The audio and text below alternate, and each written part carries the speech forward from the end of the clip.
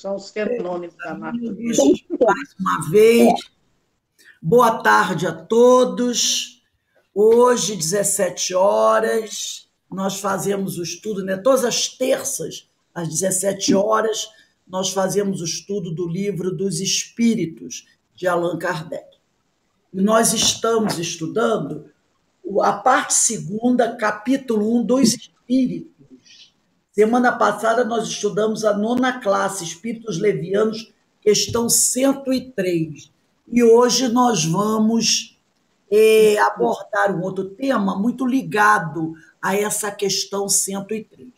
Mas antes de nós começarmos o nosso estudo, nós vamos fazer a nossa prece. E nesse momento eu quero tomar a liberdade, agora, na hora da prece, de incluir e pedir a vibração de vocês para a esposa do meu enteado, Jéssica, que nesse momento ela está fazendo uma cesárea. Mais um espírito vem chegando, é a Isabela, e se Deus quiser, ela está sendo amparada pela espiritualidade amiga, pelos amigos espirituais. Pedimos a Meimei que envolva essa criança, esse novo espírito que está chegando, para mais uma etapa, né? Mais uma reencarnação, onde ela possa, Senhor, aproveitar todos os momentos que ela estiver aqui na Terra, encarnada, para crescer, para aprender, para se equilibrar e reparar qualquer coisa que precise ser reparada. Então, eu peço a todos vocês a vibração, aos amigos espirituais, a Jesus, Francisco, a Deus, para Isabela, que está retornando para mais uma temporada aqui no planeta Terra, para a Jéssica, sua mãe, para Vitor, seu pai, para toda essa família que está recebendo essa irmã, que retorna à casa terrena para mais uma temporada de estudo, de aprendizado. Então, vamos rogar a Deus, e eu peço as vibrações de vocês para essa família, para essa nossa companheira que está chegando agora. Pai amado, Pai de infinita misericórdia e justiça, estamos todos nós aqui reunidos, Senhor, para mais uma semana de estudos. Que a tua luz ilumine a cada um de nós, aqueles que aqui já se encontram, aqueles que estão chegando agora e aqueles que estão retornando para a pátria espiritual. Que todos, Pai, possam receber o teu amparo. Por acréscimo de misericórdia, te pedimos que ilumine a cada um. Que todos possam ser consolados, esclarecidos, amparados nas suas necessidades, Pai amado. E que cada um de nós possa colaborar com a sua cota de energia com esses irmãos que tanto estão sofrendo, Senhor. Aqui no Brasil, na Europa, com aquelas chuvas terríveis que aconteceram na Alemanha, na Bélgica, na Holanda, com aqueles que sofrem na África, em várias partes do mundo. Que todos possam receber a tua graça, Senhor. Que todos possam ser fortalecidos e que todos se fiquem resignados com as provas que precisam passar. E que nós, onde quer que estejamos, possamos dar a nossa colaboração através da nossa prece, através das nossas boas vibrações. E assim, envolvidos por essas ondas de amor que vêm do alto para cada um de nós, para os nossos lares, para as nossas casas espíritas, te pedimos, Pai, amorosamente, que nos dê a permissão para iniciarmos mais uma semana de estudos na tua graça e com a tua bênção. Graças a Deus. Graças a Deus, Senhor. Graças a Deus. Bem, meus irmãos, estamos aqui na Sociedade de Estudos Espíritas Francisco de Assis, hoje, dia 20 de julho de 2021.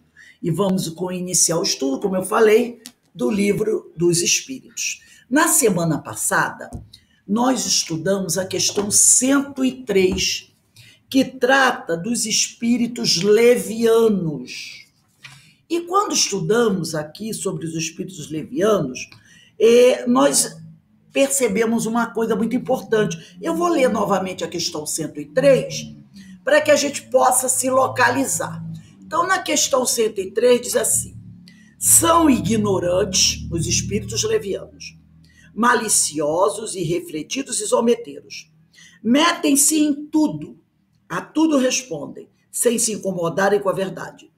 Gostam de causar pequenos desgostos e ligeiras alegrias, de intrigar, de induzir maldosamente em erro, por meio de mistificações e de espertezas. E até nós falamos aqui que o que caracteriza esses espíritos não é a maldade, como com os espíritos impuros, e sim a inconsequência, não é? Então é isso que caracteriza os espíritos levianos, a inconsequência. E aí nós colocamos aqui: a esta classe pertencem os espíritos vulgarmente tratados de duendes, trasgos, gnomos, diabretes. Acham-se aí, ó, sob a dependência dos espíritos superiores. E aí nós falamos que essa dependência não quer dizer que os espíritos superiores caminham ao lado deles, tá? Não é com esse intento, não é com esse objetivo que eles se colocam, estão sob a dependência deles, mas sim porque os espíritos superiores os utilizam para as realizações de certas ações, principalmente no campo das ações físicas, mediunidade de efeitos físicos, fenômenos tipológicos, sematológicos, que correspondem ao movimento de objetos inertes, não é isso? E os espíritos superiores utilizam como seus servidores, chamamos atenção para essa palavra, servidores, porque era uma expressão muito usada no século XIX. De que se servem? É a miúde espirituosa e faceta, muitas vezes a linguagem desses espíritos, mas quase sempre sem profundeza de ideias. Aproveitam das esquisitices e dos ridículos humanos e os apreciam, mordazes satíricos. Se tomam nomes supostos, é mais por malícia, leviandade, do que por maldade. E sempre gostamos de repetir isso. Kardec sempre pede para a gente observar a linguagem dos espíritos, né? Tanto que ele diz aqui, em suas comunicações com os homens, a linguagem de que se serve é, a miúde, espirituosa e faceta, né? Faceta quer dizer, cheia de brincadeiras, de ironias, mas quase sempre sem profundeza de ideias. Então, por isso que Kardec sempre pede que a gente observe a linguagem dos espíritos, para que você perceba se um espírito é sério ou não é sério. Agora, tem uma outra também, uma outra coisa que Kardec sempre colocou aqui, que, inclusive, nós falamos das questões 139 e 145 de O Livro dos Médiuns. Então, comentando essa questão, Kardec chama a nossa atenção para o seguinte, que para a ocorrência desses fenômenos físicos, é necessária aqui na Terra a existência de um médium encarnado de efeitos físicos, num processo de ectoplasmia, né? E aí nós podemos dizer que no processo que a cultura passou a chamar de processo de ectoplasmia, possa acontecer, nesse processo, a junção das energias espirituais com as energias materiais, para que se processe um fenômeno físico, né? Como uma materialização, muitas vezes, um fenômeno de transporte. Normalmente, se conjuga essas duas forças, essas duas energias, a material com a espiritual. Mas os espíritos sempre mostram para a gente que esse tipo de energia espiritual e material que se unem para o fenômeno não são energias muito sutis. Por quê? Os espíritos superiores não se utilizam desses espíritos levianos, muitas vezes, para executar esse fenômeno? Que tipo de energia tem um espírito leviano? Uma energia mais densa. Então, é a junção dessas energias não tão sutis, materiais e espirituais, né? Então, eu conversando com vocês, eu falei, já que na aula passada nós tratamos desses fenômenos físicos que ocorrem porque os espíritos superiores se utilizam da energia desses espíritos mais levianos, e essas energias são energias mais densas, e se utilizam também dos espíritos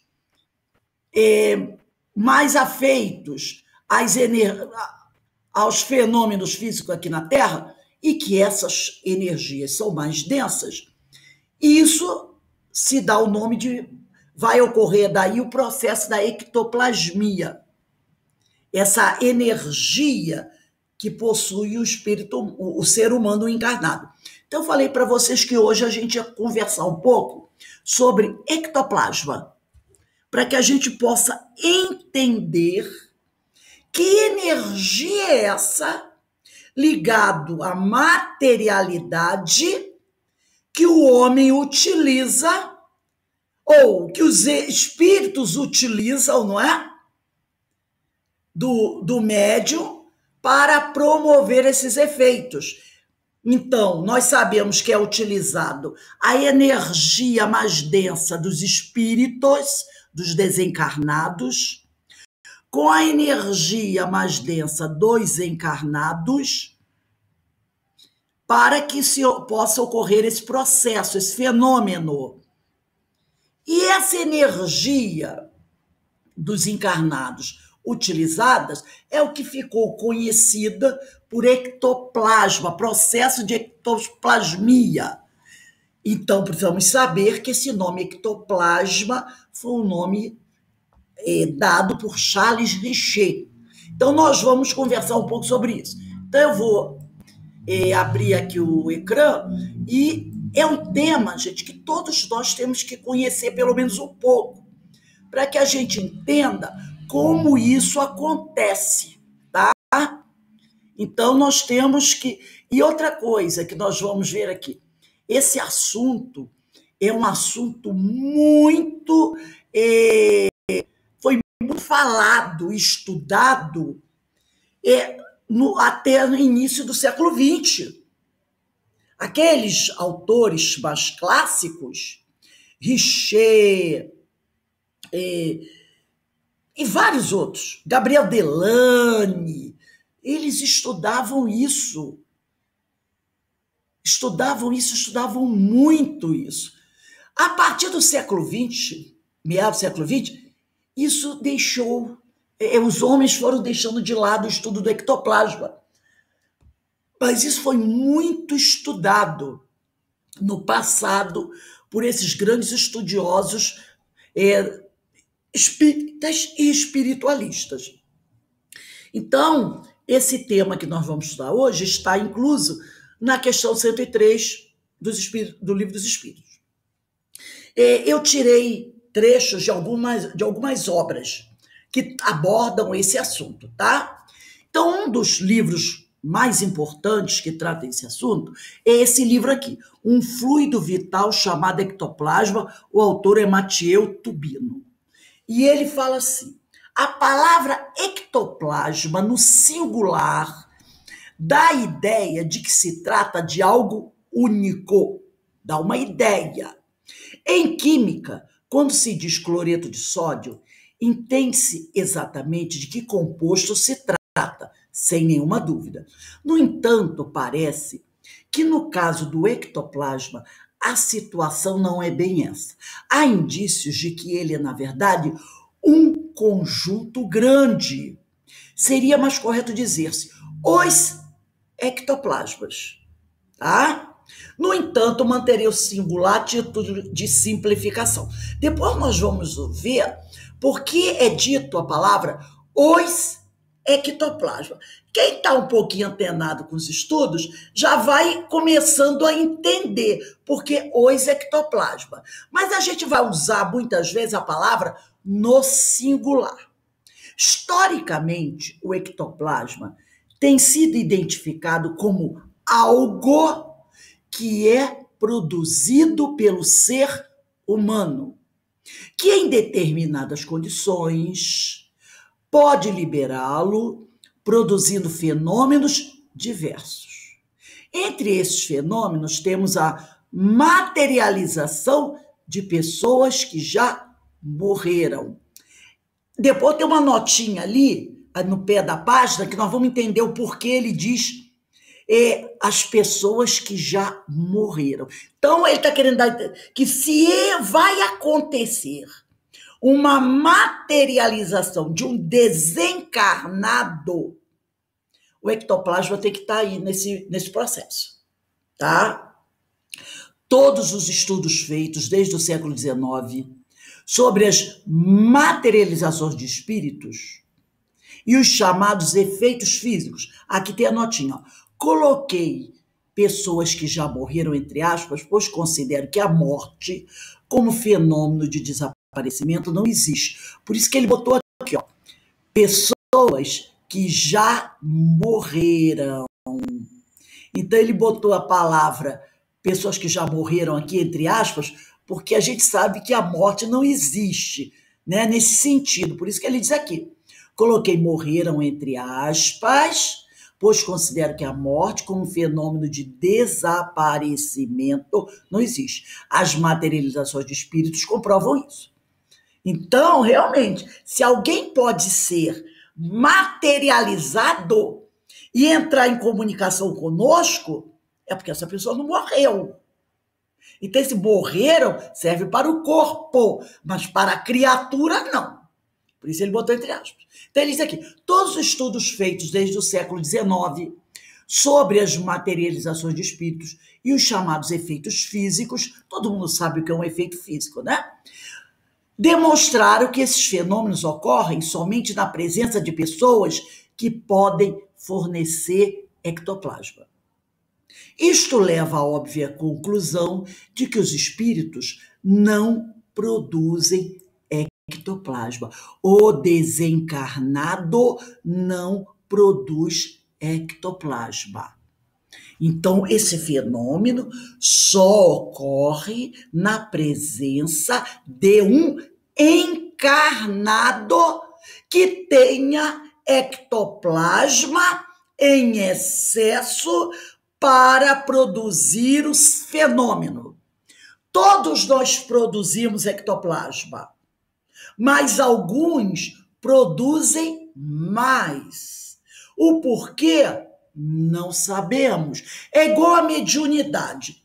Todos somos médiuns. Kardec, inclusive, coloca isso no Livro dos Médiuns. Todos somos médiuns. Mas no Livro dos Médiuns, ele vai chamar de médium aqueles que têm uma mediunidade ostensiva. Então, ele vai tratar ali de pessoas que têm essa mediunidade ostensiva. Então, ele vai dar a palavra médium para esses, mas, na verdade, todos são médios. Mesma coisa, todos nós produzimos ectoplasma, todos nós encarnados. Mas alguns produzem ectoplasma numa quantidade maior. Então, quando esse fenômeno, um fenômeno físico, o que é fenômeno físico? É uma materialização, é um barulho, é uma mesa que... É algo extraordinário, vamos dizer assim, que aconteça. Então, esse fenômeno físico só pode ocorrer na presença de um médium de efeitos físicos que forneça ectoplasma em abundância. Mas tem uma coisa importante, lembrar. O médium de efeitos físicos, ele não precisa estar presente no local onde vai acontecer o fenômeno. Ele pode estar no outro cômodo. Ele pode estar numa residência próxima. Os espíritos vão até lá, retiram o ectoplasma que necessitam e levam para o ambiente onde vai acontecer o fenômeno.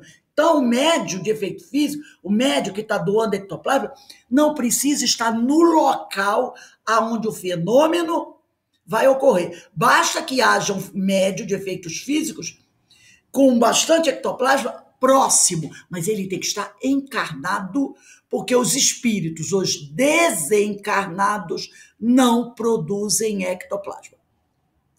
Por quê? Fato principal. Ele não tem mais um corpo material que possa metabolizar a energia chamada ectoplasma. Tá? Eles apenas, os desencarnados, podem manipulá-lo.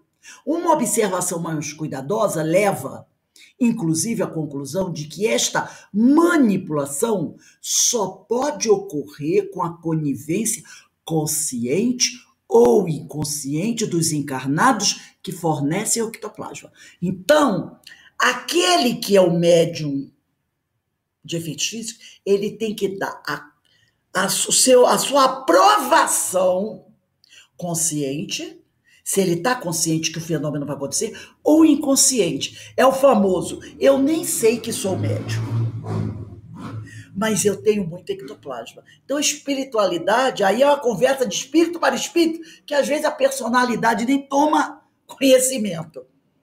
E ele doa sem saber, tá? Se assina, e veja o porquê. Há um consentimento, mesmo que a pessoa encarnada seja até de uma outra religião, não tenha a mínima ideia, mas o espírito tem esse conhecimento. E ele vai explicar por que é necessário esse consentimento, essa conivência. Se assim não fosse, esses fenômenos ocorreriam com tal frequência e intensidade no cotidiano da humanidade que os desencarnados passariam a participar diretamente do mundo dos encarnados.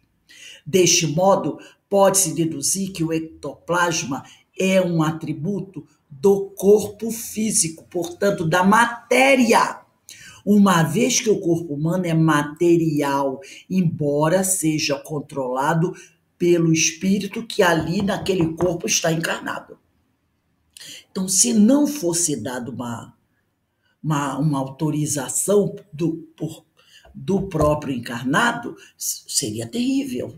Porque aqueles espíritos levianos, os espíritos impuros, fariam o que quisessem. Fariam o que quisessem. Eles até já fazem bastante. Eles já criam bastante problema. Mas aí é com a conivência do encarnado. Porque tem aquela questão, né? Não há vítima. Quando quando o encarnado se associa, mesmo que seja mentalmente, ao ser leviano, ele já deu a sua permissão. Ele foi dado a sua permissão. Não é? Quando nós mantemos essa afinidade, e permitimos que se estabeleça sintonia com os espíritos impuros e levianos, a nossa autorização está dada. E aí, eles não precisam meter o pé na porta. A porta já está aberta, destrancada para eles entrarem. E eles entram. E depois que eles entram... Oi, pode falar. Vou perguntar. Então, aqueles fenômenos físicos que a gente via, até na época de Eurípides de Barçanufo, aquela bagunça que se fazia com as roupas, e louça, e panela, aquela bagunça toda, e porta para lá. Então, como você está falando, existia uma sintonia com esses espíritos, né, levianos, para que esses fenômenos acontecessem, que parece que era uma coisa aleatória. Parece quando a gente lê, parece. Não é. Pelo jeito que você está falando, não é aleatório. Normalmente, se ocorre um fenômeno como esse, tem um médio de efeitos físicos próximo, que pode estar no ambiente ou pode estar num ambiente exterior, estranho àquela casa, vamos dizer assim. Agora, para que eles possam fazer isso, eles têm permissão. É porque a pessoa, quando ele disse assim, a conivência consciente ou inconsciente, a gente tem que lembrar o seguinte, quando nós ficamos vibrando coisas negativas, atitudes, né? Fazemos atitudes negativas, desejamos o mal, nós abrimos uma porta para aqueles espíritos com quem nós nos afinizamos. Então é igual aquela pessoa que diz assim, eu arrumei a minha casa, ela tá arrumadinha, tá bonitinha. Tem o pessoal aí na porta que eu não conheço muito bem, mas eles são tão engraçados, eles falam coisas que eu gosto de ouvir, eles me agradam, me elogiam, me tratam tão bem. Aí você diz assim, mas fulano, você conhece eles? Não, mas só pode ser gente boa. São engraçados, fazem piada, me fazem rir, eu adoro. Eu vou deixar eles entrarem. Você deixa eles entrarem na sua casa. Aí eles entram, daqui a pouco quando você olha, a tua casa tá toda bagunçada. Gente, sai daqui, pelo amor de Deus, olha a bagunça que vocês fizeram na minha casa. A culpa é deles? Que não tem educação? Ou é sua? Que deixou um bando de doidivanas entrando na sua casa? E depois que eles entram, como é que você... Aí tem aquele ditado, você vai querer botar tranca depois que a invasão aconteceu? E aí eles vão se utilizar. Eles vão fazer. Alguém ali permitiu. Alguém ali deixou que aquilo acontecesse. E muitas vezes a espírito também tem o caso. A espiritualidade até utiliza esse tipo de coisa para chamar a atenção de alguém, para que ela, de repente, se interesse em estudar aquele tema. Há várias formas de utilizar isso, entendeu? Uma coisa é certa. O espírito que fica jogando roupa para tudo quanto é lado, jogando pedra, tacando fogo na casa, espírito superior não pode ser. Porque ele não vai dar um prejuízo de tacar fogo numa casa, de pegar as roupas da pessoa, rasgar todas. Não é um ato de um espírito equilibrado, não é? Mas, às vezes, a espiritualidade aproveita para passar alguma lição. Agora, a permissão é sempre nossa. É sempre nossa. Então, nós não podemos esquecer sempre disso, tá? Então, como ele diz aqui, se nós não tomássemos cuidado, se eles pudessem ter essa liberdade, essa autoridade para fazer o que eles querem, manipulando sem que nós fôssemos coniventes, tá? Então, é uma conivência, olha só, ele diz aqui, conivência consciente ou inconsciente dos encarnados que fornecem o ectoplasma, né? E se não tivesse essa autorização, não seria uma coisa boa.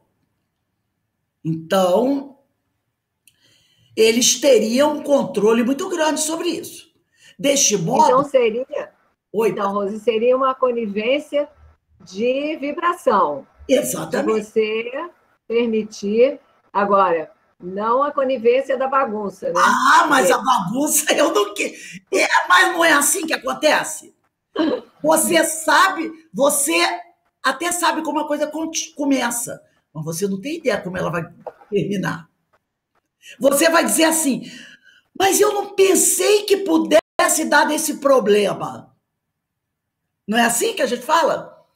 Eu não imaginei que fosse criar tanta celeuma. Você pensa uma coisa, só que você perde o controle da situação. A gente perde o controle. Poxa, eu só acendi um fósforo para atacar fogo num papel. Eu não imaginei que a casa toda ia pegar fogo. É um detalhe, né? Deste modo, pode-se deduzir que o ectoplasma é um atributo do corpo físico, portanto, da matéria. uma vez que o corpo humano é material, embora seja controlado pelo espírito que ali está encarnado. O que se pode admitir que aconteça é que os espíritos encarnados, em contato com a matéria, corpo, durante a encarnação, manipulam a matéria, de tal modo a produzirem o que chamamos de ectoplasma. Essa produção se daria de modo automático, inconsciente, desde a concepção até o desencarne. É aquelas coisas que nós fazemos e não sabemos que estamos fazendo. Essa manipulação. Ora, se o ectoplasma está relacionado com a matéria que constitui o corpo humano, ele deve existir também nos minerais, nas plantas e nos animais em geral. Lembra que ele falou no início que ele é um conjunto? Os ectoplasmas. Lembra? Ora, se o ser humano tem ectoplasma, os animais também não têm o metabolismo? Tem. Então, eles também produzem o ectoplasma. As plantas também têm lá. Elas fazem até fotossíntese. E o mais extraordinário é que entre os seres vivos, as plantas são os únicos seres que têm a capacidade de produzir o seu próprio alimento. O que nós não conseguimos, não é verdade? As plantas não precisam plantar para comer, nem caçar para comer. Elas têm a capacidade, através da fotossíntese, de produzir o seu próprio alimento. E se a planta tem a capacidade de produzir o seu próprio alimento, ela também produz o ectoplasma. E os minerais, aí eu não vou entrar nessa questão. Gente, desculpe aqui o telefone, mas é que a gente... Ai, meu Deus. Peraí.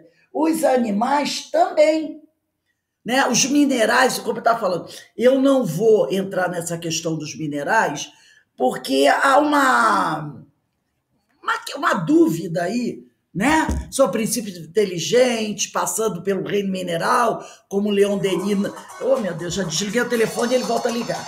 Então, está encerrando. Ele está encerrando, mas ele não agora parou, que eu desliguei.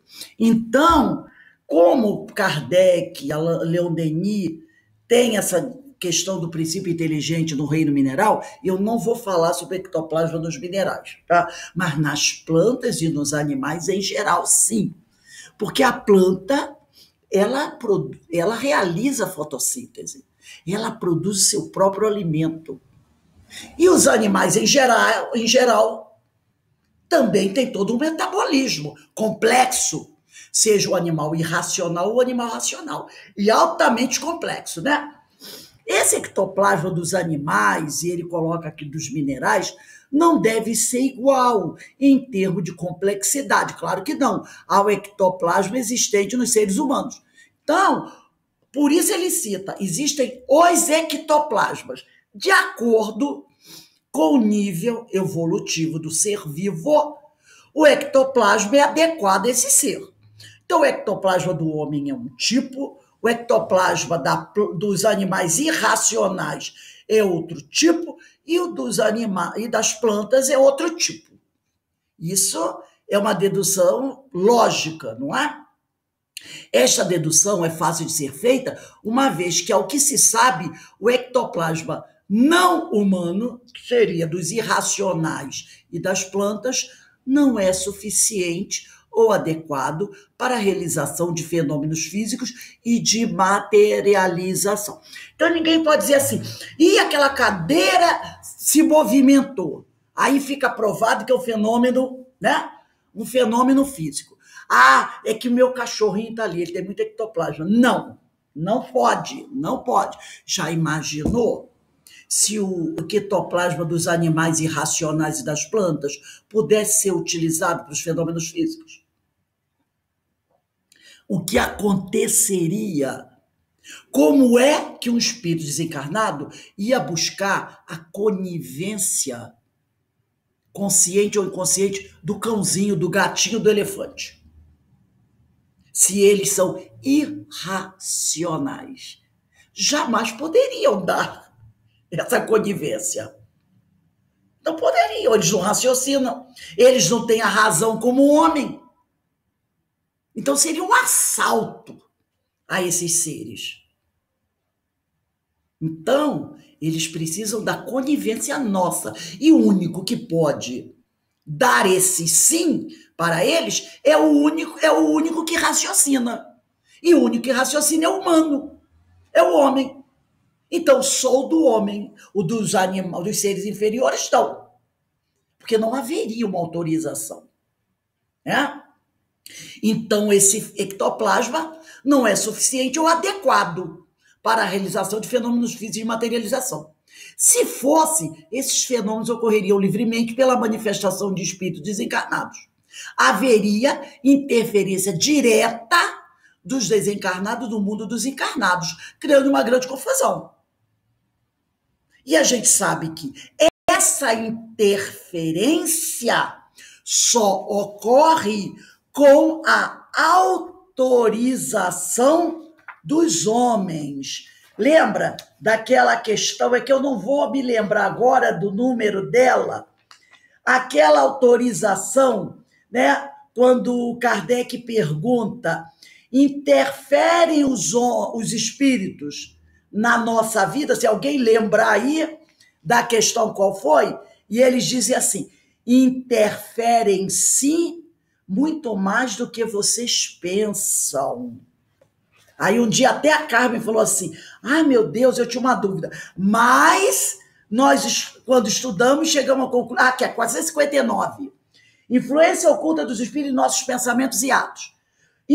459, influem os espíritos em nossos pensamentos e em nossos atos muito mais do que imaginais. Influem a tal ponto que de ordinário são eles que vos dirigem. Se você permitir. Se você permitir. Se você estabelecer com eles afinidade, tiver com eles afinidade e estabelecendo aí uma sintonia. Eles vão interferir sim. Inclusive vão usar o ectoplasma para fazer tudo o que eles querem, criando uma grande confusão. E criam uma grande confusão. Mas eles, para a gente ver que a justiça é perfeita, para que nós não possamos levantar a bandeira do vitimismo, eles não podem manipular o ectoplasma dos animais, nem das plantas, porque eles não podem dar o consentimento, porque eles não têm a razão como homem. O único que tem essa capacidade é o homem, mas eles não podem tomar o homem de assalto, porque senão haveria vítima. Eu sou um espírito bom, elevado, e o espírito impuro, leviano, roubou, entre aspas, o meu ectoplasma para fazer bagunça? Não poderia. Então, tem que ter o dedinho do homem nessa história. O homem tem que dar o consentimento. Aí sim, aí vocês têm justiça. A cada um, segundo as suas obras. Não é isso? Nós permitimos. Aí, não é só o uso do ectoplasma. Aí vem também por aí obsessão simples, fascinação, subjugação, possessão. Tudo vinculado a 459, mas com a nossa conivência. Tá? O homem tem o dedinho lá na história. O ectoplasma é matéria? A matéria tem algumas propriedades ou características. Por exemplo, ela tem massa e energia, consequentemente está sujeita à ação da gravidade. E, portanto, tem peso e, além disto, ocupa um certo volume no espaço. Ainda, ela pode interagir fisicamente com outras porções de matéria, nós sabemos disso. Também, em determinadas condições, pode acontecer a interação química entre matérias diferentes, isto é, entre moléculas, entre átomos. Temos, nesses últimos casos, as reações químicas. Uma nota do autor, Matteo Tubino. Nas minhas observações, verifiquei algumas propriedades do ectoplasma. Ele está sujeito à ação da gravidade terrestre e interage fisicamente com a matéria do corpo humano, causando diversos efeitos. Por exemplo, inchaço do abdômen, como se fosse um gás. Então a pessoa fica com o abdômen inchado, como se estivesse cheio de um gás. Então, que dedução a gente chega? Que o ectoplasma também é um tipo de matéria. Como é produzido o ectoplasma no ser humano? Não se sabe ainda com certeza como o ectoplasma se produz, isto é, como é o processo no qual ele é produzido. Então, a gente ainda não sabe como é que esse processo, essa química acontece. No nosso organismo, acontecem vários processos químicos. Nós sabemos disso, não é? Há vários processos que acontecem dentro do nosso organismo que a gente não tem a mínima ideia, a não ser os médicos, os cientistas, os pesquisadores. Mas o homem comum não sabe. Essa troca de sangue venoso por sangue arterial, como é que todo esse fenômeno acontece? Mas está acontecendo lá dentro do nosso organismo. Essa troca, né, do oxigênio pelo gás carbônico, olha quantos processos químicos estão acontecendo no nosso organismo. Um deles é o processo onde o ectoplasma é produzido. Se ele se produz no corpo de carne, isso já é uma certeza, é lícito supor que seja o resultado de algum metabolismo, de algum processo químico. Podem-se tecer, portanto, a partir daí, algumas considerações.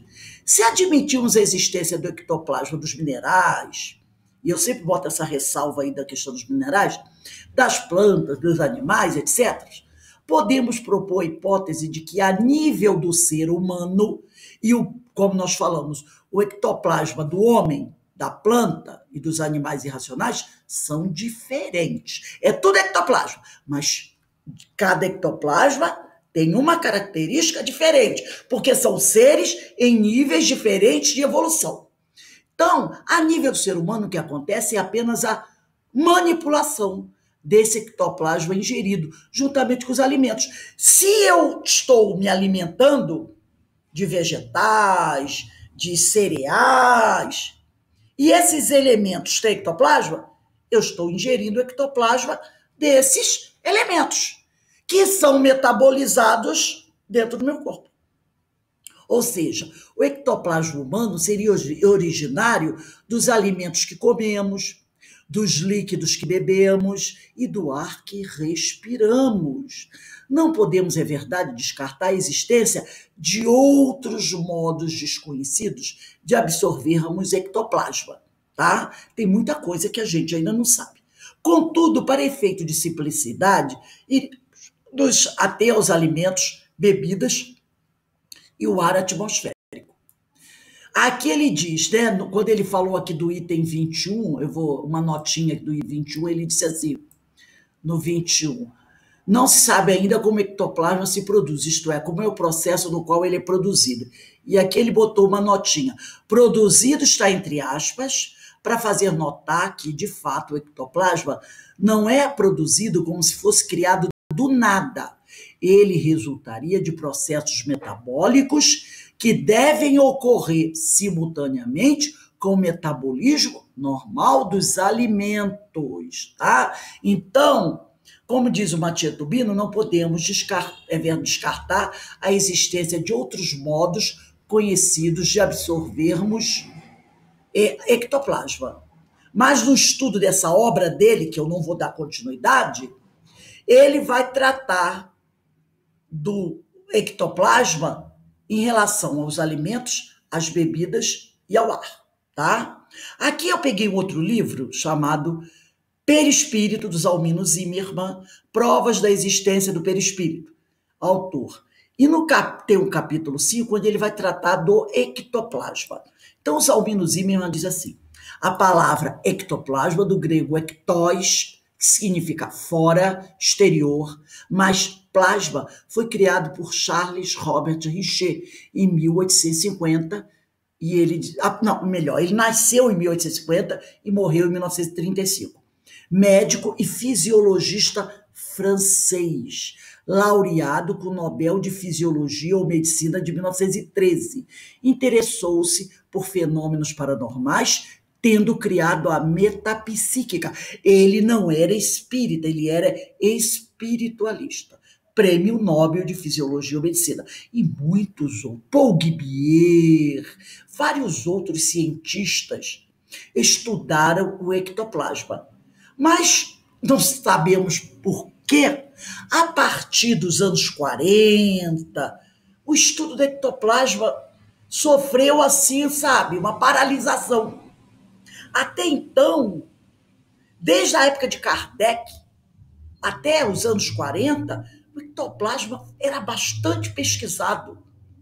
Se der tempo a gente ver esse texto todo, a gente vai ver. Grandes pesquisadores, mas de repente, poucos. Nos tempos mais modernos, foi o Mathieu Tubino e um outro, que é um médico, que eu esqueci o nome agora, lá do Frei Luiz. Ele tem até alguns livros publicados. Ele também publicou um livro. Até a Vera Travassos, esposa do José Marcos Travassos, me deu de presente o livro dele, Doutor Paulo Frutuoso, se eu não me engano. Se eu não me engano, é Paulo Frutuoso. Ele é trabalhador lá ele é médico, trabalhador do Frei Luiz. Ele também publicou um livro sobre ectoplasma, né? Mas, fora isso, poucos estudam ectoplasma, pelo menos no Brasil. Então, vamos lá. O fenômeno, diz Almino, da corporificação ectoplasma dos espíritos desencarnados ou não, conhecido modernamente e impropriamente como materialização, Kardec não gosta desse termo. Ele não gosta desse termo. Esse fenômeno da corporificação ectoplásmica dos desencarnados ou não. Repare, não é só o desencarnado que pode se materializar. O encarnado também pode.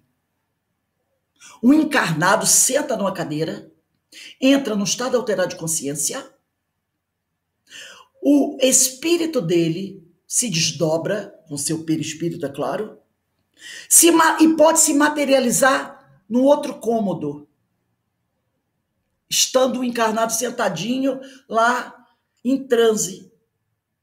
Vamos dizer que ele esteja num quarto sentado e entrou em transe. Ele se desdobra. E o espírito dele pode se materializar na sala ou na casa do vizinho. Tá?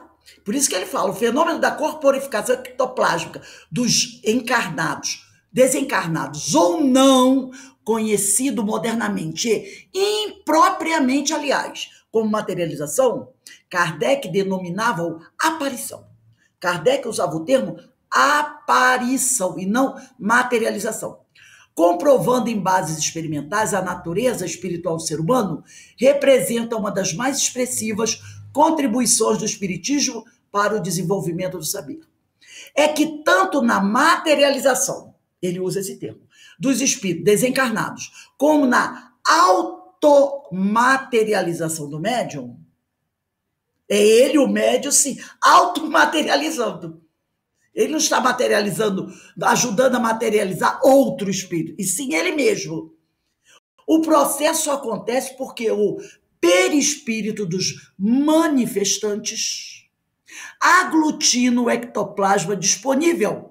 Aqueles que estão se manifestando, quer dizer, sendo materializados, aglutina o ectoplasma disponível dos médios de efeitos físicos, amoldando automaticamente a sua forma. Então, os espíritos, aqueles que estão se materializando, vamos usar o termo que a maioria usa, aglutina o ectoplasma dos médios de efeitos físicos em volta do seu perispírito. E esse ectoplasma, que é muito plástico, ele se monta ali de acordo com a forma do perispírito. Se é um perispírito gordinho, ele vai... Se é um perispírito magrinho, ele vai se amoldando aquele perispírito. É a força aglutinadora do corpo espiritual e sua função modeladora, tá? Lá no livro dos Alminos Zimmer, Perispírito, tem as propriedades do perispírito. Uma delas é a função modeladora, que determinam a corporificação material dos espíritos. Conclui-se assim que, sendo a materialização um fato definitivamente comprovado, e ocorrendo que ela só acontece porque existe a base perispirítica, estamos vendo aqui, mais uma vez, a importância de conhecer o perispírito.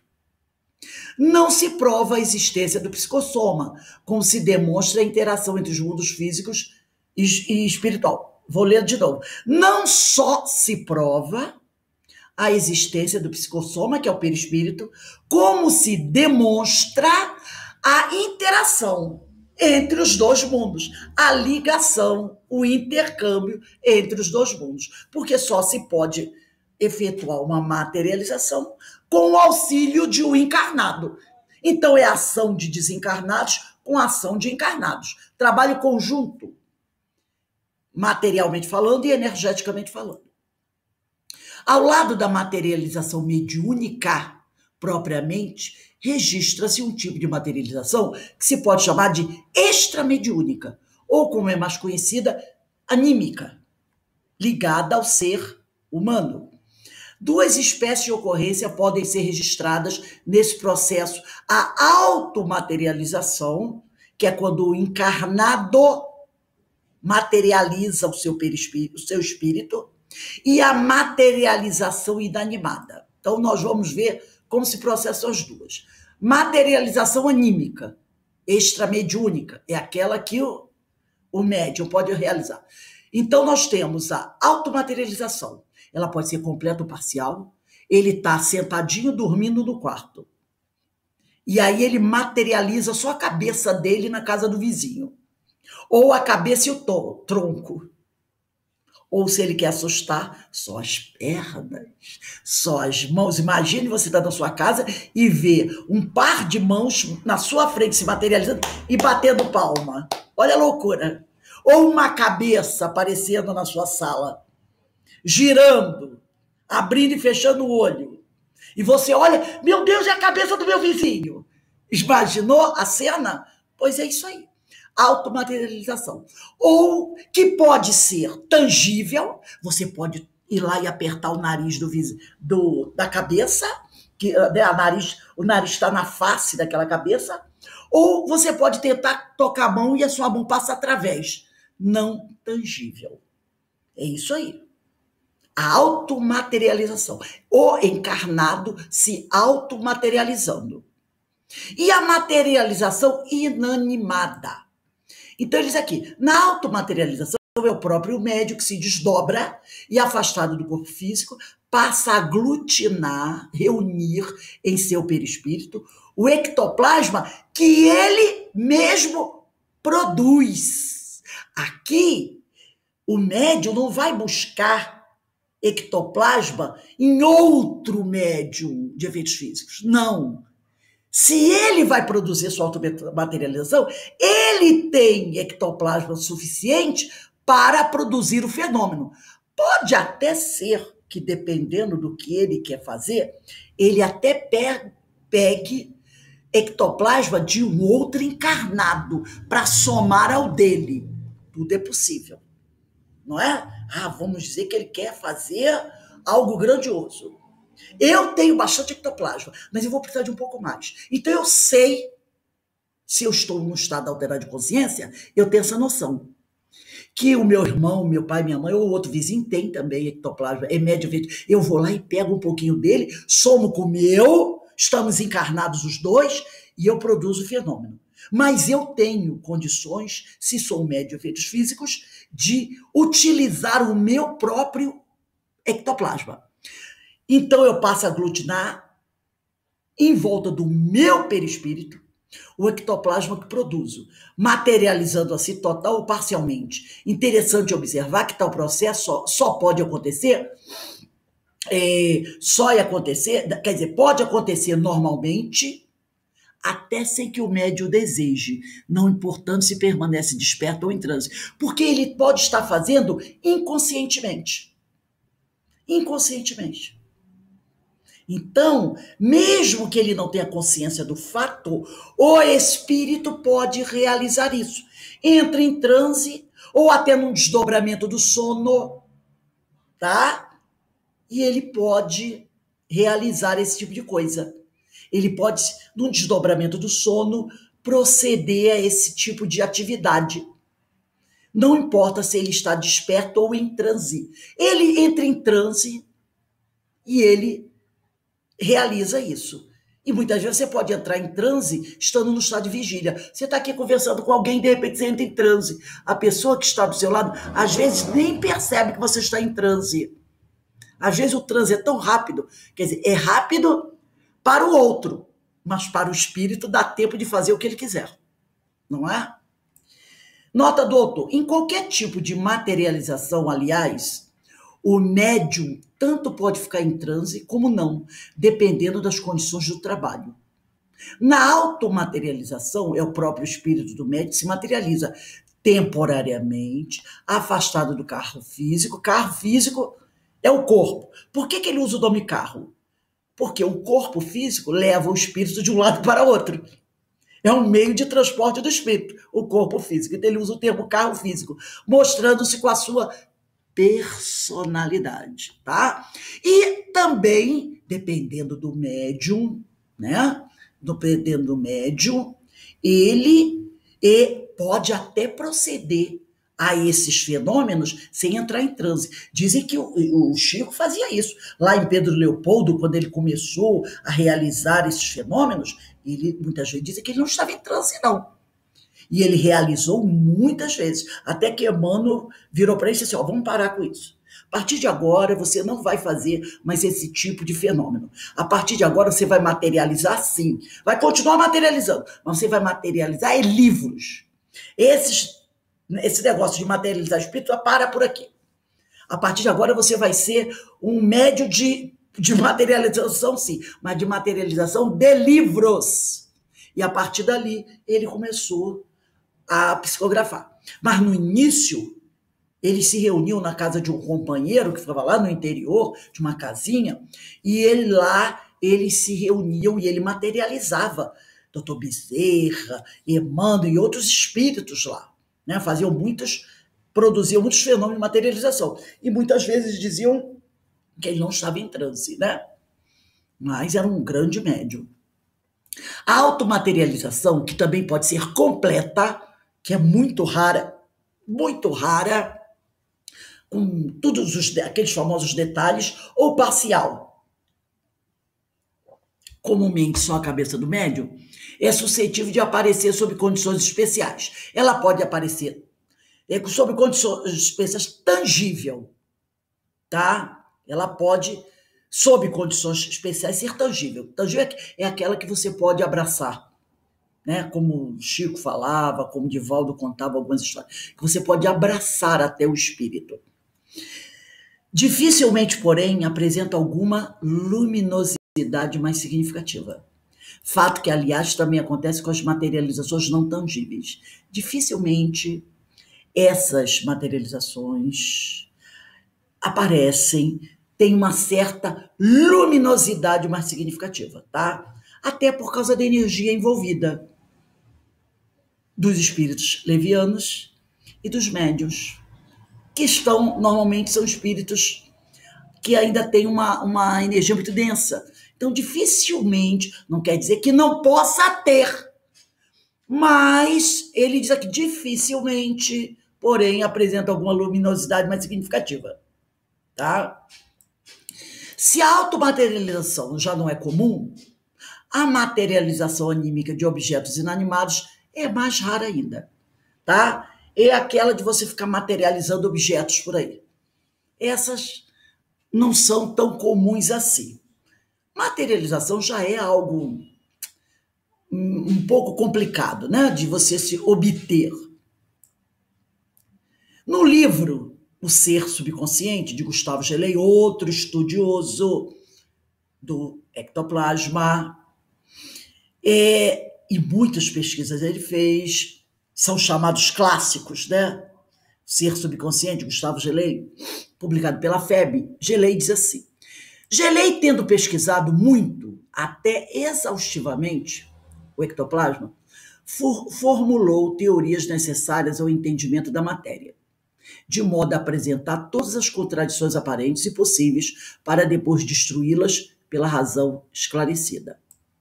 Resumiremos um trecho de seu ponto de vista. Para Gelei, o ectoplasma, termo de eleição de Richer, né? Foi Richer que criou esse nome. Não nos esqueçamos, porque às vezes a gente fica pensando que foi Kardec, mas foi Charles Richer. É, em sua essência, um prolongamento fisiológico do médio. Quer dizer, faz parte do corpo. Se é fisiológico, é do corpo físico. É a substância íntima, viva, componente do ser humano, extremamente sensível, úmida, coleante, né? Um pouquinho peguenta, vamos dizer assim, viscosa, levemente acinzentada. Atualmente sabemos que a alvura dessa matéria, quer dizer, a clareza dela é instável, dependendo quase sempre da condição evolutiva da entidade. Lembra quando o Zimmermann fala sobre, raramente ela é luminosa, a aparição é luminosa? Então, o Gelei aqui diz, normalmente é meio acinzentada, tá? Porque a sua clareza, a sua pureza depende quase sempre da condição evolutiva da entidade. E também do médium, da entidade e também do médium. Aí entre os dois entre os dois. Em linguagem moderna, é o plasma biológico que compõe a criatura, tá? Sua tessitura para nós varia de acordo com a evolução do ser. Então, a cor depende do espírito que vai se materializar, que muitas vezes não é um espírito evoluído, e do médium que está doando. Une os dois. Então, a alvura dessa matéria é instável. Vai depender quase sempre da condição evolutiva da entidade e também do médium que vai doar o ectoplasma. Então, os dois vão concorrer para esse tipo de coisa. Em linguagem moderna, é o plasma biológico que compõe a criatura. Sua tessitura para nós varia de acordo com a evolução do ser. Evolução essa que, para Gelei, se faz através da gradativa expansão do ser, desde o estado de inconsciência até o da consciência plena e abrangente, quando o espírito passa a ser um só com Deus. Então, tem vários aspectos envolvidos aí. A capacidade do ser de se expandir, a capacidade de estar consciente ou inconsciente no processo. Então, vários fatores vão interferir, tá, nesse processo da ectoplasmia. Vários processos vão interferir. O grau evolutivo dos seres que estão ali presentes, aquele ambiente, o ambiente que estão colocando, o motivo pelo qual o trabalho está sendo feito, o pensamento das pessoas, o histórico de cada um. Então, é uma série de questões. A alimentação que o encarnado vem fazendo, se ele se alimenta com alimentos mais grosseiros ou menos grosseiros, se ele tem algum tipo de doença ou não tem um tipo de doença, o seu caráter, né? Uma série de coisas vai interferir nessa produção de ectoplasma e, no final, na realização do fenômeno. O ectoplasma, em outras palavras, é o próprio médium parcialmente exteriorizado. Se ele é o prolongamento fisiológico do médium, nós podemos dizer que é uma parcela do médium, da criatura que está sendo exteriorizada. Mas observou o cientista que essa substância é indiferenciada. Não é nem tecido nervoso, nem tecido muscular, nem tecido conjuntivo. Não é nem mesmo uma amálgama celular.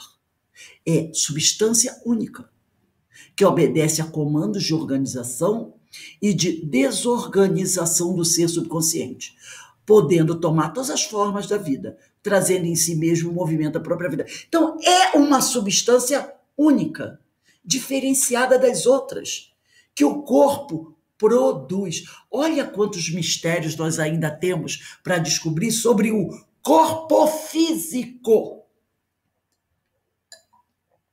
E como ele é importante. Não é? E outro detalhe.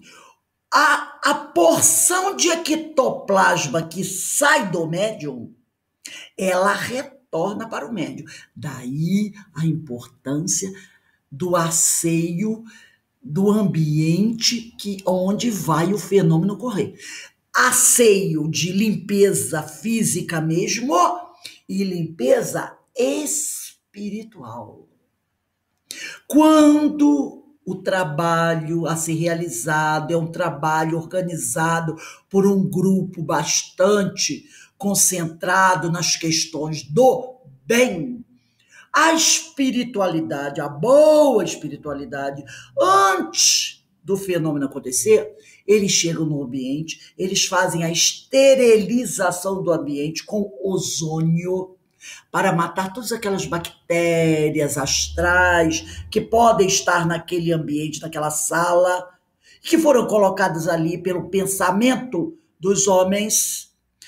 E os homens, é claro, devem varrer, passar um desinfetante bom na sala, não deixando um cheiro, é claro, mas limpeza do ambiente. Por quê? Já foram feitos testes assim. Pegaram o médium antes do processo, pesaram. Aí o médium pesava 90 quilos.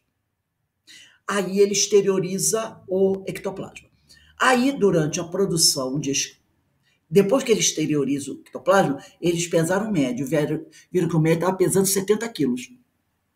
Antes do fenômeno, ele pesava 90. Assim que o ectoplasma saiu dele, ele pesava 70. Então, saiu, vamos dizer assim, 20 quilos dele. Terminado o processo, pesaram ele, estava com 90 quilos novamente.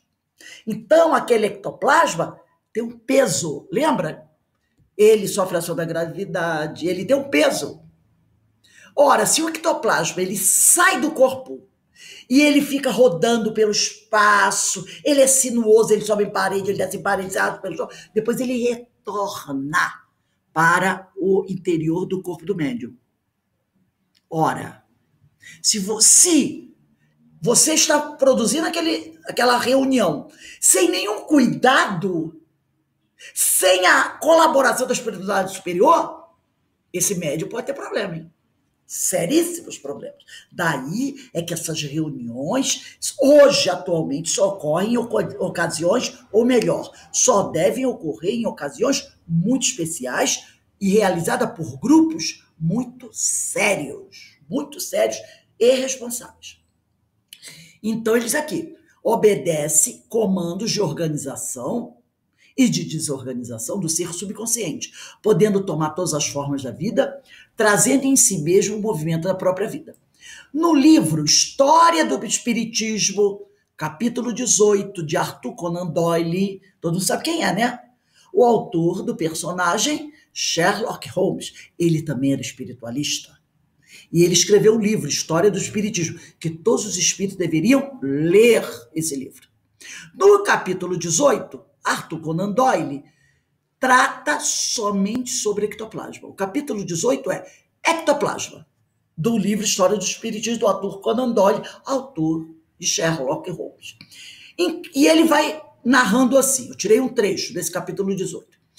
Enquanto Crawford trabalhava com as alavancas ectoplásmicas em Belfast, reparem, alavancas ectoplásmicas. Eu já li um livro há muitos anos, não me lembro qual é esse livro, onde eles diziam, não sei se é verdade, mas eles faziam uma pesquisa onde eles diziam que os sábios do Oriente, aqueles sacerdotes egípcios e outros sacerdotes lá da Mesopotâmia, Babilônia, utilizavam ectoplasma como alavancas para levantar estátuas, pedras, para as construções e outras coisinhas. Nós sabemos, o que nós sabemos é que aqueles sacerdotes egípcios, como os sacerdotes da Babilônia, isso 3.000 anos antes de Cristo, aqueles mesmos que nós estudamos na história do povo hebreu, que os sacerdotes babilônicos, lembra dos caldeus, que eles já pesquisavam sobre os astros, inclusive eles tinham um certo tipo de telescópio, tem até nos desenhos, nas paredes das ruínas caldeias, você vai encontrar lá homens olhando para as estrelas com tubos em desenhos de alto relevo, em prédios, em aqueles palácios caldeus, alto relevo, não é algo que o homem moderno fez. Está lá, nas ruínas caldeias. Você olha, você pode até pesquisar nos livros, tem lá um homem, um sacerdote caldeu olhando para essa estrela com o telescópio.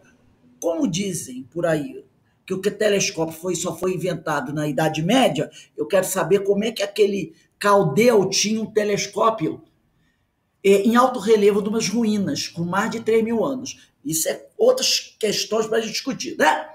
Então, eles dizem que eles trabalhavam com isso. E que esse será o futuro também, para usar o ectoplasma para esse tipo de coisa. Então, ele diz aqui, Arthur Conan Doyle diz, enquanto Crawford trabalhava com as alavancas ectoplásmicas em Belfast, todo mundo sabe que é onde é Belfast, né? Lá da Irlanda. O Dr. Geley controlava os resultados obtidos por Eva C. por uma nova série de experiências. O Dr. Geley, como nós estudamos anteriormente, Gustavo Geley, ele também trabalhava com isso. Assim resume ele, o Geley, as suas observações sobre os fenômenos observados. Uma substância emana do corpo da médium, exterioriza-se, quer dizer, ela sai do corpo, é amorfa, quer dizer, ela não tem forma, ou poliforma à primeira vista, ou pode ter várias formas. Essa substância toma várias formas, mas em geral mostra órgãos mais ou menos compósitos, quer dizer, diferentes. Ela toma várias formas de vários órgãos totalmente diferentes. A própria substância, diz ele, emana de todo o corpo da médium, mas especialmente dos orifícios naturais e das extremidades, do topo da cabeça, do peito, da ponta dos dedos. A origem mais comum, a mais facilmente observada é a boca, mas ela também pode sair pelas narinas, ela pode sair pelos olhos, orifícios naturais, ela pode sair pelos ouvidos ou pode sair até pelo ânus. São os orifícios naturais do corpo, tá? Mais facilmente observada é a boca. A substância aparece de várias formas, por vezes como uma pasta dúctil, outras vezes como verdadeira massa protoplásmica, ou em forma de numerosos fios muito finos, ou de cordas de várias grossuras, ou ainda como raios estreitos e rígidos, como faixas longas, como uma membrana, como um material de lã, de linhas indefinidas e irregulares. Então, gente, é uma pesquisa muito interessante, que está aberta aí. Um tema que precisa ainda ser muito bem estudado pelos pesquisadores atuais. Mas já temos uma boa base sobre o estudo do ectoplasma que veio desses autores chamados clássicos, como Conan Doyle, como Geley, como Richer, não é? Que fizeram essas pesquisas. E, aliado a isso, o estudo mais aprofundado do corpo humano.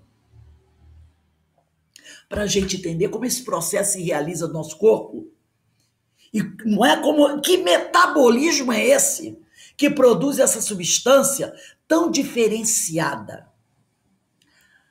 A quantidade de matéria, de ectoplasma exteriorizado que sai do nosso corpo varia dentro de largos limites. Em alguns casos, envolve completamente a médium no manto. Às vezes sai tanto ectoplasma que cobre a mente, a médium toda, como se fosse um cobertor, que você não vê um pedaço do corpo dela. A visibilidade, outras vezes ele sai e sai com uma grande língua do corpo do médium, não é? A visibilidade da substância varia muito e pouco a pouco. Varia muito, como nós já. Às vezes é acinzentada, às vezes é mais escura, às vezes é mais clara. Como nós já falamos, depende da evolução dos seres que estão envolvidos naquele processo. E a visibilidade varia muito e pouco a pouco pode crescer ou diminuir de intensidade. Dá várias impressões ao toque. Em alguns ele é molinho, outros ele é frio, outro ele é viscoso, né? Por vezes é fria e úmida, outras vezes viscosa e consistente, mas raramente seca e dura. A substância é móvel, ela se movimenta. Por vezes se move lentamente para cima e para baixo. Parece até uma serpente, né? Através do médium, nos ombros, sobe pelos ombros, no peito, nos joelhos, se enrola da pessoa como se fosse uma grande corda, num movimento sinuoso de réptil. Outras vezes os movimentos são súbitos e rápidos. A substância aparece e desaparece como relâmpago e é extraordinariamente sensitiva. É sensitiva à luz.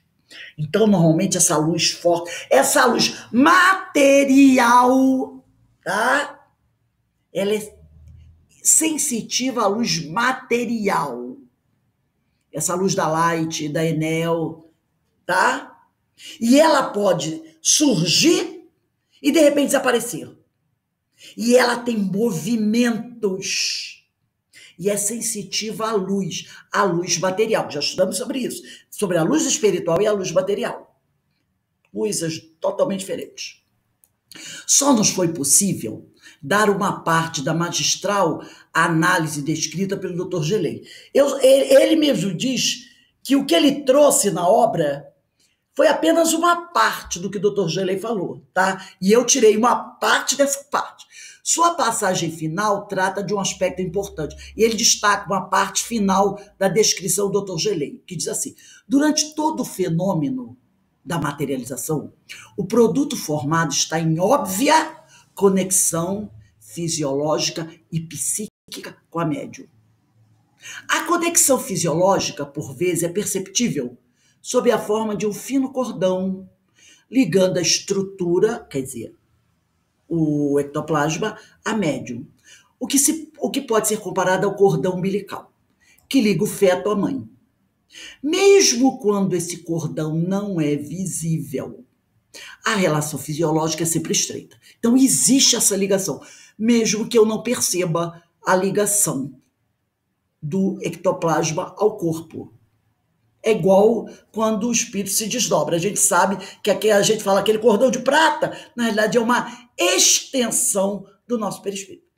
Cada impressão recebida através do ectoplasma reage sobre a média e vice-versa. Então, qualquer toque, qualquer impressão que se processe sobre o ectoplasma que está exteriorizado, essa sensação a médium percebe.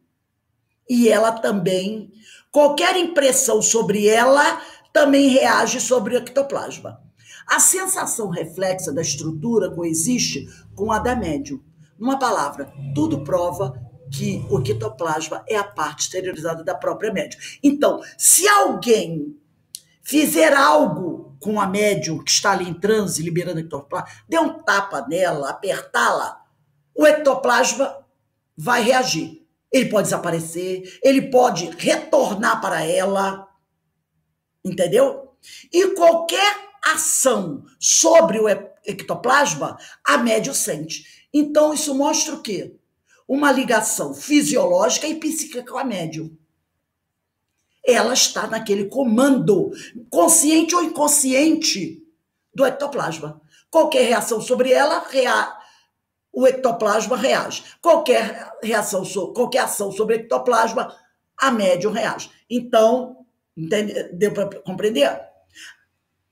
Alguém agiu sobre a médium, o ectoplasma vai sentir. Alguém agiu sobre o ectoplasma, a médium vai sentir, provando que eles estão em conexão, tá?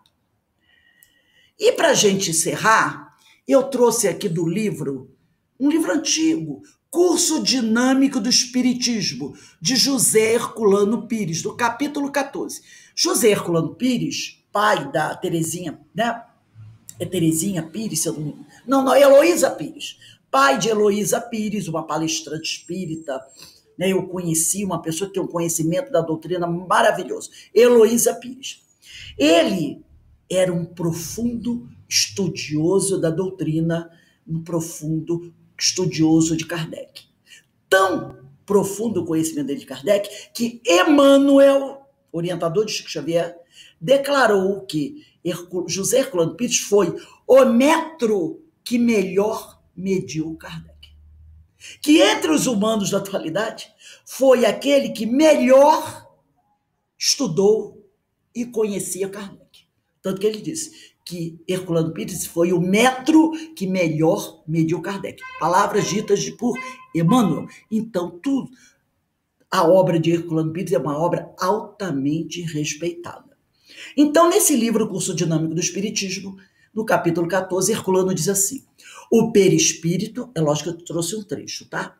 Corpo espiritual ou corpo bioplasmático possui em sua estrutura extremamente dinâmica os centros de força. Ele não fala chakras. Os centros de força. Em sua estrutura dinâmica, os centros de força que organiza o corpo material. Então, os centros de força que organiza o corpo material. E o modelo energético previsto com grande antecedência por Cláudio Bernard. Tá? Então, ele fala aqui. E o modelo energético previsto com grande antecedência por Cláudio Bernard.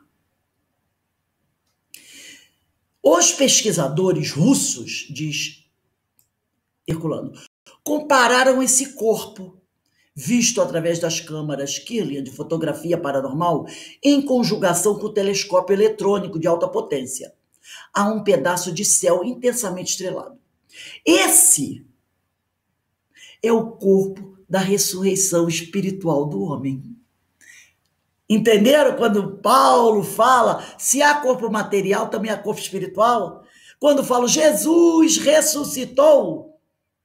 Esse, como diz Herculano, é o corpo da ressurreição espiritual do homem. O homem ressuscita, quer dizer, com um corpo, sim.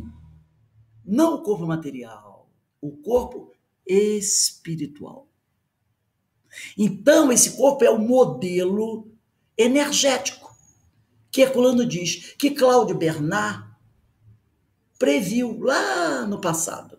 É um estudioso. nas suas pesquisas, deduziu que o homem tinha um outro corpo, que ele chamou de modelo energético. Tá? Então, esse é o corpo da ressurreição espiritual do homem, dotado de todos os recursos necessários para a vida após a morte. Quem quiser, eu tenho esse livro, o meu bem antiguinho, vou ver se eu baixo da internet, é um livro muito bom. É um curso para quem quer conhecer a doutrina, e ele vai abordando esses temas, Herculano Pires. Esse corpo de plasma físico e plasma espiritual, repare que ele diz que o perispírito, o corpo da ressurreição espiritual, ele é dotado de todos os recursos necessários para a vida após a morte. Tudo que o espírito precisar, depois da desencarnação, o perispírito tem.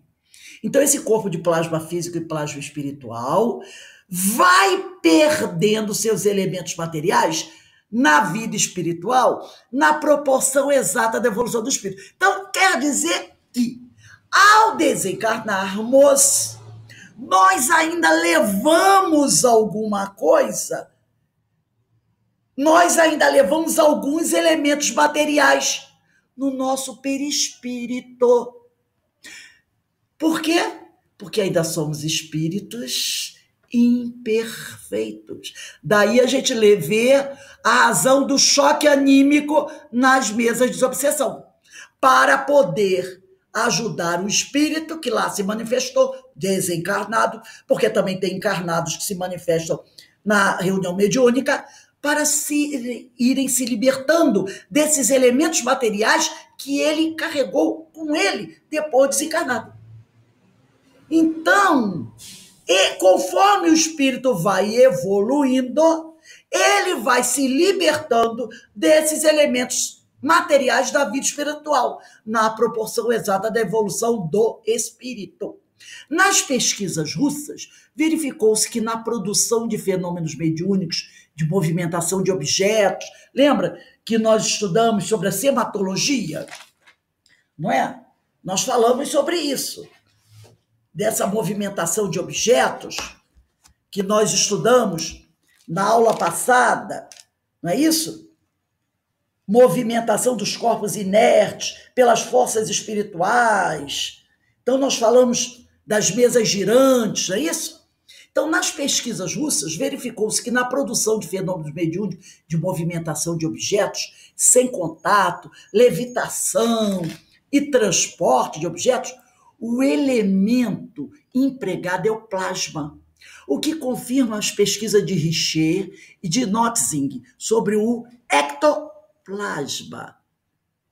Lembra? Ecto, exterior. Essa é uma das razões porque esses fenômenos só são produzidos, diz Herculano Pires, e Herculano era muito firme, por espíritos inferiores, que Kardec comparou a carregadores do espaço, a serviço de entidades superiores. Estudamos isso lá na questão 103, que eu vou ler um pedacinho aqui, ó, da 103, né? Acham-se os espíritos levianos sob a dependência dos espíritos superiores, que muitas vezes os empregam, como fazemos com os nossos servidores. E falamos que ele usa a palavra servidor, porque era a linguagem típica do século XIX, né? Então, Herculano diz aqui, produzido por espíritos inferiores, os levianos, os impuros, que Kardec comparou a carregadores do espaço, a serviço de entidades superiores. E na 103 ele fala aqui, Kardec, estão sob a dependência dos espíritos superiores, que muitas vezes os empregam, como fazemos com os nossos servidores. Os exames de porções de ectoplasma em laboratório revelam apenas a constituição física do mesmo. Então, todos os exames foram feitos, mostraram que esse ectoplasma tem uma constituição física. Então, ele é produto do homem. Eles fizeram exames em porções do ectoplasma em laboratório e revelaram a constituição física do mesmo. Então, ele é um produto humano. O elemento mais importante e vital do ectoplasma é a energia espiritual, que não permanece nas porções colhidas pelos pesquisadores. Então, o ectoplasma, ele também tem um pouco de plasma espiritual. Lembremos-nos que são espíritos que vão habitar o corpo físico. Esse espírito também traz o princípio com ele, que nós chamamos de princípio vital, que é um plasma espiritual, que reunido, que quando ele entra em contato com o corpo físico, se mistura com a energia do corpo. Mas, quando eles retiram essa energia do corpo, esse ectoplasma do corpo, o princípio vital, a energia espiritual, ela desaparece. Não pode ser detectada no laboratório. E eles só detectam o quê? A parte do corpo humano. A parte do espírito, ela desaparece. Então, para aqueles que gostam, né, e que acham interessante esse assunto, está em aberto aí para as nossas pesquisas. Como é importante a gente conhecer o ectoplasma, não é? E aí, eu gostaria que algum de vocês, vou abrir aí uns 5 minutinhos para os comentários do tema. Muitas vezes a gente vê fenômenos de força de uma pessoa com uma vontade muito grande, por exemplo, uma mãe que vai ver a criança, sei lá, atropelada ou embaixo de uma pedra, com certeza é alguma coisa nesse sentido. Tem que ser. E assim como você falou das pirâmides, tem que haver alguma coisa a respeito disso. E como você lembrou também, no futuro, esse elemento vai ser manipulado, vai ser entendido, né? Entendido de uma forma melhor e sendo utilizado por todos nós. Muitas vezes para a cura do nosso corpo, para as nossas imperfeições físicas, eu digo assim, né? Eu acho fascinante, muito fascinante. Eu gosto muito. Coisa, a nossa ciência tem muita coisa que pesquisar. Do homem, a capacidade do homem, desse corpo, esse corpo físico tem uma capacidade, como você vê a questão da formação de um corpo. Eu estava agora lembrando, né, da netinha, né, minha netinha que está para nascer, já deve ter nascido, né, mas o espírito voltando aí com a graça de Deus, tendo mais uma oportunidade, né, Isabela está chegando hoje, já deve ter chegado. Esse corpo gerado em 9 meses, essa maravilha que é o corpo humano, gerado em 9 meses, gente, o que é isso? Não é fabricar um carro, é um corpo, uma coisa altamente complexa, que ninguém conseguiu ainda fazer nada igual, e não vai conseguir nem tão cedo, em 9 meses, gente. E às vezes em 9 meses, com 6 meses, o espírito está tão apressado que vem antes de vem terminar a obra depois. Né? Nasce com 6, 7 meses, já tem criança nascendo de 5 meses. Vem terminar o amadurecimento dos órgãos já encarnado. Isso é uma maravilha. Então, como é que a pessoa pode achar de uma coisa absurda falar do ectoplasma? Né? Achar um absurdo, uma matéria... É só ignorância. É aquele, sabe, aquele cercadinho, aquele negacionismo de imaginar essa maravilha que é. Né? Uma maravilha, gente, esses estudos aí. Quanta coisa nós temos a estudar. E olha, gente, tinha muito mais coisa. Esses pesquisadores lá do passado, do final do século XIX, eles estudavam isso e muito. Mostravam experiências. Mas hoje em dia as pessoas, não sei por que, deixaram de lado esses estudos. Alguém mais, Denise, você gostaria de falar alguma coisa aí? Tem uma pesquisadora, a Anete Guimarães, você deve conhecer, e ela traz uma experiência feita com um desses pesquisadores aí, a respeito da alimentação do médium, quando ele ingere a carne. A produção de ectoplasma diminui, aliás, praticamente é nula. Quer dizer, tem essa questão que você comentou também da alimentação também, o cuidado com a alimentação, que existe toda uma asepsia, um cuidado com o corpo, né?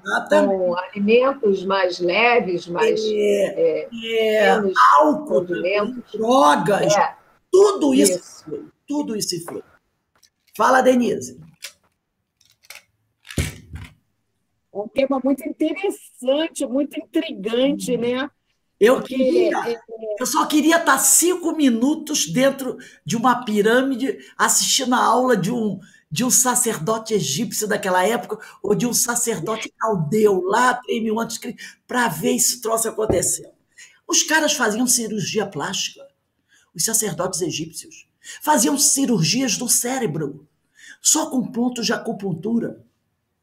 Faziam cesariana, usando acupuntura, porque não tinha anestesia como tem hoje. Eles faziam. E aí? Olha, na nossa casa, que a gente faz um trabalho pela ectoplasmia, mas não é efeito físico, não tem nada disso, né? E é comandada pelo Dr. Bezerra. Quantas e quantas vezes a gente tem relatos das pessoas que tinham tumores e o exame mostrou que o tumor sumiu. De onde que apareceu? É claro que existe vários fatores aí, a pessoa querer, a oração, enfim, toda uma situação específica, que não é assim para todo mundo, que tem gente que diz assim, não, isso aqui não aconteceu nada, isso não vale nada, isso é morandismo, é crendice. Enfim, eu acredito que acontece mesmo, né? Claro Quando que você realmente quer, você realmente tem essa sintonia, né? E a ação do Dr. Bezerra, a equipe dele, eu acredito realmente claro. que aconteça. E depende também do merecimento daquele que vai. Que pode ou não acontecer, né? Eu acho que tem isso assim. Quer dizer, de uma forma ou de outra, você recebe conforto, você recebe a coragem, você recebe aquilo que você precisa, ou a eliminação daquela doença, vamos dizer, a cura, né? Que pode voltar, que a gente sabe dos Se não houver a modificação dos hábitos. Isso aí. A gente está sempre. O problema é nosso. O problema é nosso. Mas alguém gostaria de falar alguma coisa aí sobre esse tema tão rico? Então, nós vamos dar uma paradinha agora, já que ninguém mais quer falar. É bom aqui o nosso irmão Peixoto, retornando aos nossos estudos. Seja bem-vindo, hein, Peixoto? Seja bem-vinda. Seja bem-vindo. Que bom, Peixoto, voltou. Aqui, Rose, recebi a notícia, tá? Obrigado, Rose. Obrigado a todos aí. Pode falar, Denise. Isabela nasceu, 3,730 kg, 47 centímetros e 30. Que ótimo, que bom. Parabéns para Isabela, que está tendo mais uma oportunidade de crescer, de aprender, de progredir. E parabéns aos pais, que Deus abençoe. Então, meus irmãos, vamos aqui dar uma paradinha, 10 minutinhos, e nós retornamos para o nosso estudo do livro Memórias de um Suicida, e vamos tratar hoje ainda sobre perispírito, reencarnação. Esse tema tá correndo aí entre nós, hein? Tá bom? Então, que bom. Vamos dar uma paradinha aí, que eu vou dar as notícias aqui pro avô, que tá muito nervoso.